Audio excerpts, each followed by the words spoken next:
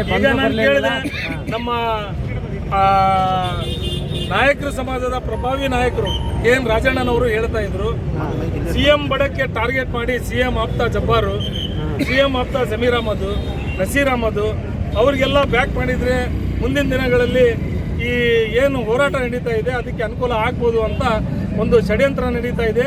ಈ ಬೆಳವಣಿಗೆ ಒಳ್ಳೆಯದಲ್ಲ ಕಾಂಗ್ರೆಸ್ಸಿಗೆ ಅಂತ ನಮ್ಮ KN ರಾಜಣ್ಣನವರು ಮಾಧ್ಯಮದ ಮೂಲಕ ನಾನು ನೋಡಿದೆ, ಟಿವಿನಲ್ಲಿ ಅವರು ಭಾಳ ಸ್ಪಷ್ಟವಾಗಿ ಹೇಳಿದ್ದಾರೆ.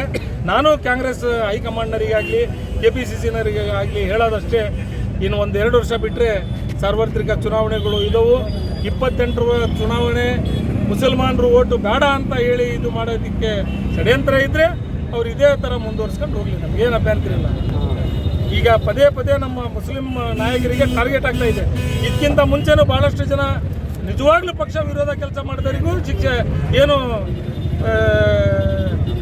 ಕ್ರಮ ಆಗಿಲ್ಲ. ಈ ಏನು ಮಾಡಿಲ್ದವರಿಗೆ ಕ್ರಮ ಆಗ್ತಿರೋದು ಆಶ್ಚರ್ಯ ಆಗ್ತಾ ಇದೆ, ನಮಗೆ ದುಃಖ ಆಗಿದೆ.